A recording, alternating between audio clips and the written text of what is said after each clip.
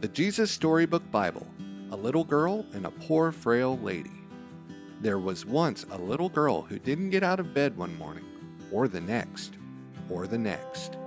In fact, she didn't get out of bed for a whole month. She was very sick, and no one knew how to make her better. Jairus was her daddy, and he loved her.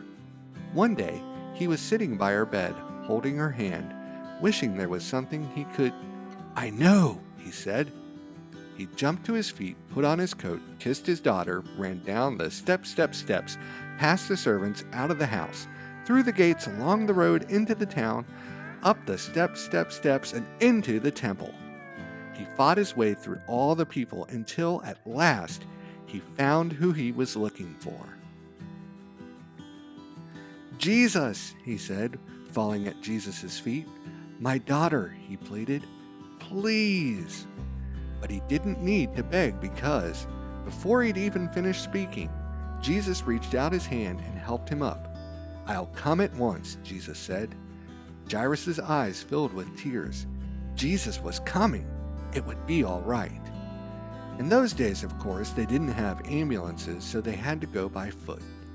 Jesus' helpers knew that he would heal the sick girl, but they must hurry. If Jesus didn't get there soon, it would be too late.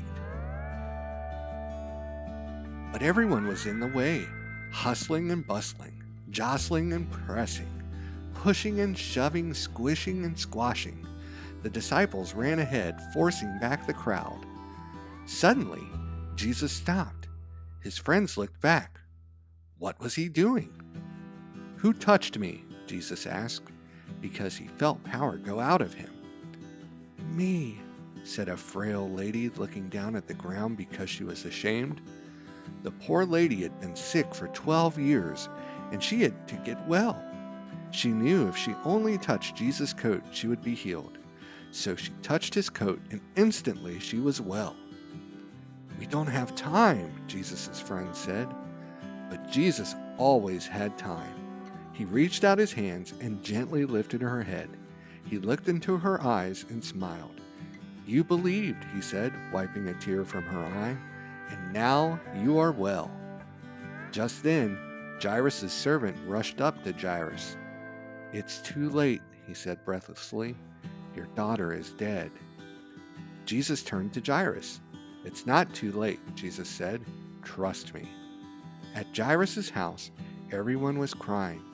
But Jesus said, "I'm going to wake her up." Everyone laughed at him because they knew she was dead. Jesus walked into the little girl's bedroom, and there, lying in the corner in the shadows, was the still little figure. Jesus sat on the bed and took her pale hand. "Honey," he said, "it's time to get up." And he reached down into death and gently brought the little girl back to life.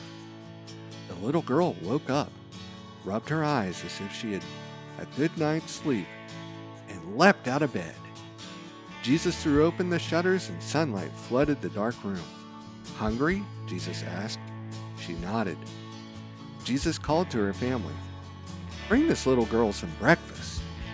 Jesus helped and healed many people like this. He made blind people see. He made deaf people hear. He made lame people walk. Jesus was making the sad things come untrue. He was mending God's broken world.